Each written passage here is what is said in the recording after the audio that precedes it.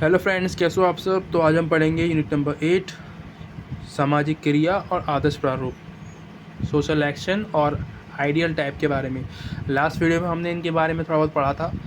हमने जाना था कि सामाजिक क्रिया क्या होती है। ठीक है, सामाजिक क्रिया में हमने क्या बात की थी कि कोई भी एक्शन जो व्यक्ति लेता है, जो व्यक्ति काम करता है, जिसके द्वारा दूसरे लोग उससे प्रभावित हो, उसको हम सामाजिक क्रिया कहेंगे। ठीक है, यानी कि मैं आपको पढ़ा रहा हूँ तो मैं क्या कर रहा हूँ, सामाजिक क्रिया कर रहा हूँ, सोशल एक्शन कर रहा हूँ। अब वो नेगेटिव भी हो सकता है, पॉजिटिव भी हो सकता है। अगर कोई व्यक्ति किसी लड़की को छेड़ रहा है, ठीक है, तो वो क्या हो गया, सामाजिक क्रिया हो गई। क्यों? क्योंकि वो दूसरे लोगों को प्रभावित कर रहा है, ठीक है, उनको छेड़ रहा है लड़कियों को। ये भी सोशल एक्शन के अंदर आता है, लेकिन ये क्या है, नकारात्मक क्रिया हो गई।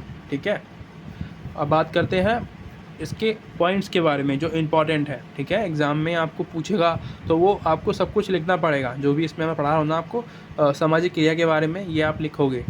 तो सबसे पहला आता है मान्यताएं और मूल्यों की भूमिका क्या होती है इसके अंदर। सबसे पहली बात होती है, कुछ 3 पॉइंट्स दिए हुए हैं यहाँ पे आपको, 3 नहीं 4 है। जैसे कि समाज, इसमें समाज सभी प्रकार का मानवीय व्यवहार शामिल है। ठीक है, यानी कि जो भी व्यक्ति व्यवहार करता है, बिहेवियर करता है किसी और के साथ में, ठीक है, खुद में नहीं, खुद के साथ नहीं, किसी और के साथ, जिससे कि कोई और व्यक्ति प्रभावित हो रहा है, तो उसको हम बोलते हैं सामाजिक क्रिया। ठीक है, इसके अंदर आ गया, एक पॉइंट जुड़ गया आपका। उसके बाद एक दूसरा होता है, इसमें मानवीय व्यवहार को व्यक्तिपरक अर्थ मिलता है। यानी कि अभी मैं क्या कर रहा हूँ, आपको एक अर्थ दे रहा हूँ। ठीक है, आपको मैं अपना एक एक्सपीरियंस, अपना ज्ञान शेयर कर रहा हूँ आपके साथ, जो मैंने सीखा है इस बुक को पढ़ के। ठीक है, क्योंकि आपको समझ में नहीं आ रहा था तो मैं आपकी हेल्प कर रहा हूँ। ये क्या हो गया, अर्थ हो गया। आप उससे प्रभावित हो गए, मेरे को जो है आप जो है कुछ भी दुआ दोगे, तो वो इसके अंदर आ गया सामाजिक क्रिया के अंदर। इसमें कार्य कर रहे व्यक्ति या समूह परस्पर व्यवहार को ध्यान में रखते हैं। ठीक है, यानी कि जो भी बिहेवियर दूसरे व्यक्ति द्वारा किया गया है उसको हम ध्यान में रखते हैं। दूसरा आता है, इसकी दिशा निश्चित होती है, यानी कि जो भी इसके जो गोल होते हैं वो होते हैं, यानी कि सभी समाजों में आप इसको देखोगे, इन सब इसको, यानी कि जो सामाजिक क्रिया है इसको आप देखोगे। ये हमने पढ़ा मूल्यों के बारे में। ठीक है, मूल्य और जो मान्यताएं होती हैं उसके बारे में। अब हम पढ़ेंगे सामाजिक क्रिया के प्रकार, कि कितने प्रकार होते हैं। 4 बताए थे मैंने आपको लास्ट वीडियो में। इसमें सबसे पहले है लक्ष्य के संदर्भ में। इसमें आप पढ़ते हो इंग्लिश में जैक रेशनल बोलते हैं इसको। जैक रेशनल मतलब इसको नाम दिया है बेबर ने, जैक रेशनल, लक्ष्य के संदर्भ में जो बेबर है उन्होंने इसको नाम दिया है। इसका मतलब होता है कोई भी लक्ष्य, यानी कि कोई भी गोल आप रखते हो कि मुझे ये काम मुझे मिला है तो मुझे इसको पूरा करना है। ठीक है, मुझे खाना बनाने के लिए बोला गया तो मैं खाना बनाऊँगा पूरा। ठीक है, कोई भी काम जो आप करते हो, ठीक है, उससे क्या होता है, लोग प्रभावित होंगे। आप खाना बनाओगे, 4 लोग खाएंगे। ठीक है, अब वो अच्छा बनेगा तो लोग उसकी अच्छाई करेंगे, और बुरा बनेगा तो बुराई करेंगे। तो क्या हो गया, प्रभावित हो गया। आप जो खाना बना के लोगों को खिला रहे हो और वो आपको प्रभावित कर रहे हैं। ठीक है, आप उनको प्रभावित कर रहे हो कि बहुत अच्छा खाना बनाया है, इस तरीके से। अगला आता है हमारा मूल्य, किसी मूल्य के संदर्भ में। इसको बेबर ने नाम दिया है वैट रेशनल। इसमें क्या होता है, यहाँ पे एग्जांपल मिलता है हमें आर्मी में जो फ़ौजी होते हैं हमारे, ठीक है, जवान होते हैं, उनके बारे में। तो वो जो कोई भी व्यक्ति अगर फ़ौज में जाता है तो उसका लक्ष्य क्या होता है, पैसा कमाना नहीं, उसका लक्ष्य क्या करना होता है, उसका लक्ष्य होता है देश की सेवा करना। ठीक है, तो ये क्या हो गया, मूल्य देना समाज को, कि कोई मुझे देख के प्रभावित होगा। ठीक है, आगे जो बच्चे जो ज्वाइन करेंगे आर्मी को, वो देखेंगे कि ये इतने लोग जो हैं देश के लिए शहीद हुए हैं, तो मुझे भी कुछ करना चाहिए अपने देश के लिए। तो ये क्या हो गया, एक मूल्य हो गया। ठीक है, आप समाज को एक वैल्यू दे रहे हो। अगला आता है पारंपरिक क्रिया, यानी कि आपके जो पेरेंट्स हैं, पारंपरिक क्रिया बता रहा हूँ, आपके जो माता पिता होते हैं वो आपको जो है बचपन से सिखाते हैं कि पैर छुओ बड़ों के। ठीक है, उनका आदर सम्मान करना। आप मंदिर वगैरह में जाते हो तो आप जो है सर झुका लेते हो। ये सारे क्या है, आदर्श क्रियाएँ हैं। इससे क्या होता है, अगर आपको कोई देखता है, कोई छोटा बच्चा देखेगा आपको, तो वो भी आपसे प्रभावित होगा, तो वो भी उस काम को करेगा कि मेरे भैया छू रहे हैं पैर, तो मुझे भी करना चाहिए, है ना, ये काम अच्छा है।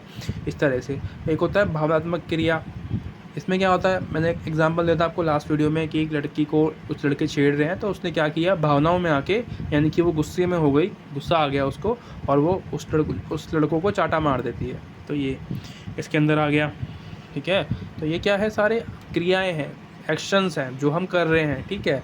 अब वो लड़की घर से सोच के तो नहीं आई होगी कि भाई मुझे चाटा मारना है किसी को, ये बस हो गया, ठीक है। इंटेंशनली नहीं था उनके लिए, पर वो हो गया क्योंकि उस लड़के ने काम ही ऐसा किया, पिटने वाला, तो इसीलिए।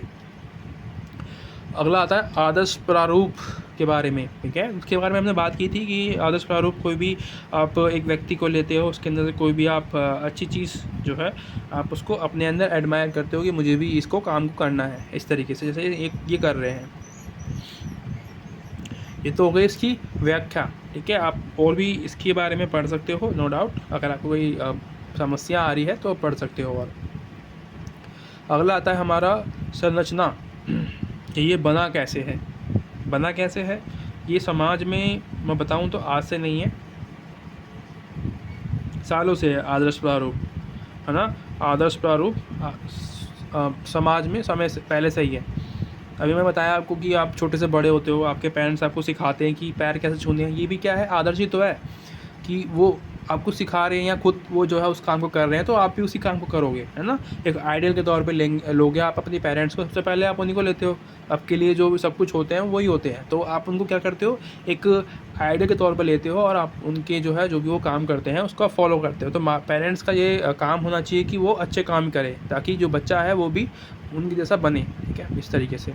तो ये समाज में आज से नहीं है, बहुत पहले से है, तो ये हमेशा जो है समाज में रहता है विद्यमान, आदर्श प्रारूप। इसकी कुछ विशेषताएं भी है, जैसे कि ये सोच जो होती है हमारी उसको विकसित करता है, ठीक है। आइडियल में क्या होता है, सोच हमारी बढ़ती है कि व्यक्ति ये वाला जो है इस बारे में इसकी ये विचार है, तो हमें भी जो है ये विचार अगर आपको अच्छे लगेंगे वो विचार, तो आप उसको एडमायर करोगे कि बहुत अच्छे विचार है, और आप उसको अपनी ज़िंदगी में उतारोगे, है ना, उसको इस्तेमाल करने की कोशिश करोगे। दूसरा आता है यथार्थ की अवधारणाओं को प्रस्तुत करता है, यानी कि जो अभी जो अब चल रहा है ना आपके आसपास में, उसको दिखाता है कि क्या हो रहा है मेरे आसपास में, जो समय जो भी चीज़ें चल रही हैं, जो भी क्रियाएं हो रही हैं वो कैसे हो रही हैं, ठीक है। तो ये आपको दिखाता है, आपके समाज के प्रति आपको जागरूक बनाता है। आदर्श प्रारूप, आदर्श को धर्म में बदला जा सकता है ना, यानी कि जो भी आप आदर्श जो भी आप काम करते हो वो धर्म में बदल जाता है। कोई भी आप भगवान की स्टोरी सुनते हो, प्रभु श्री राम की, ठीक है, तो रामायण में आप उनके बारे में पढ़ते हो कि उन्होंने जो है आदर्श जो है अपनाए हैं कि वो उनका मतलब कि जिस दिन उनका राज्य अभिषेक होने वाला था उसी दिन उनको जो है अपना घर छोड़ के जंगलों में भटकना पड़ गया। तो वो क्या है, आदर्श प्रारूप है। ये क्या बन गया, धर्म बन गया, ठीक है। राम धर्म के नाम जाने जाते हैं कि धर्म के पूजा करने वाले व्यक्ति जो अपनी माता पिता के जो है आदर्श हैं, उनकी जो है उनकी जो भी उन्होंने बोला उसको मान लिया उन्होंने, ठीक है, उनसे कोई भी सवाल नहीं किए, तो ये क्या है, आदर्श ही तो है। उसके अलावा ये आपको हेल्प करता है रिसर्च करने में, ठीक है, किसी भी चीज़ के बारे में आप शोध करते हो, रिसर्च करते हो, उसके बारे में आपको हेल्प करता है।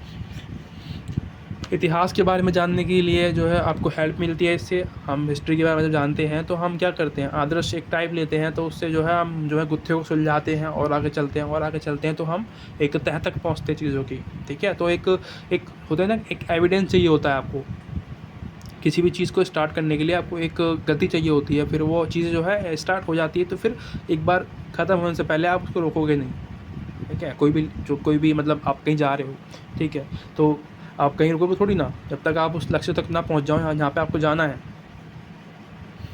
ठीक है। तो अगला आता है हमारा आदर्श प्रारूप के कुछ उद्देश्य थे, मैंने आपको वैसे बता दिया है बीच बीच में। इसका सबसे पहला उद्देश्य है कि जो व्यवहार होते हैं व्यक्तियों के, जो समस्याएं होती हैं, जो व्यवहार होते हैं, उनका आकलन करना, ठीक है, विश्लेषण करना, उनका एनालाइज करना कि क्यों व्यक्ति जो है ऐसा काम करता है। उसके अलावा समाज का अध्ययन करना, ठीक है, व्यक्तियों का अध्ययन करना, इस काम के लिए इसका यूज़ किया जाता है। यहाँ पे आप पढ़ोगे सत्ता के आदर्श प्रारूप के कुछ सिद्धांत जो कि वेबर ने दिए हैं, मैंने हाईलाइट किया हुआ है नीचे। पहला तो है तर्क विधि सत्ता और दूसरा है करिश्माई सत्ता। तर्क विधि सत्ता क्या होती है, आप देखते हो अपने आसपास में, आसपास में नहीं, न्यूज़पेपर में पढ़ते होगे आप कि कोई आईपीएस या आईएएस जो ऑफिसर्स हैं, वो जो लोग हैं वो इसके एग्जाम्पल है, क्योंकि उन्होंने मेहनत की है, संघर्ष किया है, तो वो तर्क विधि सत्ता के अंदर आ गया। करिश्माई सत्ता यानी कि जो आप बाबा जीओ को आप भगवान के समान मानते हो ना, तो वो हमारे जो है करिश्माई सत्ता के अंदर आता है। इसके अलावा हम बात करते हैं बेबर द्वारा निर्धारित आदर्श प्रारूप। इसमें सबसे पहला आपको मिलेगा इतिहास, यानी कि विशिष्ट इतिहास।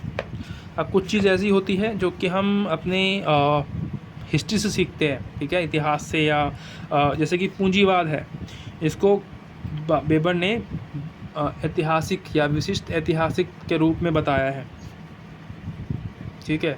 यानी कि जब हम पूंजीवाद को आदर्श के रूप में लिया, हमने अपने देश में अपनाया, उससे पहले भी तो वो था, है ना, तभी तो हमने अपने समाज में उसको स्थापित किया है। आज आप देखते हो कि हमारे सभी जगहों पे पूंजीपति जो लोग हैं, जो पीपल है, जो पेपर जो मतलब पैसे वाले लोग हैं, वो उनका दबदबा है, ठीक है, अडानी अंबानी ये सब लोग।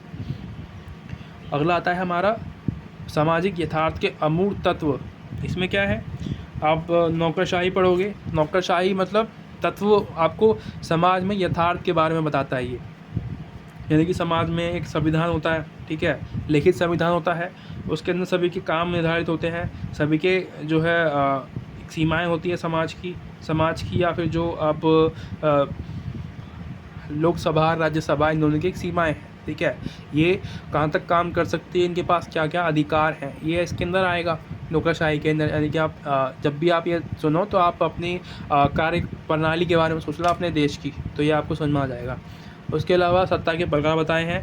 पहला बताया है उन्होंने पारंपरिक सत्ता, दूसरा बताया है तार्किक विधिक सत्ता, और तीसरा बताया है करिश्माई सत्ता। मैंने ये आपको बता दिया है।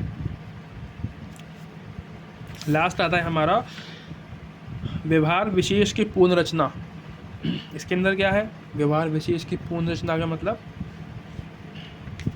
जब भी आपके सामने दो व्यक्ति है, ठीक है, एक तो है बहुत ज़्यादा पैसे वाला, ठीक है, रिच, एक है पुअर यानी कि गरीब।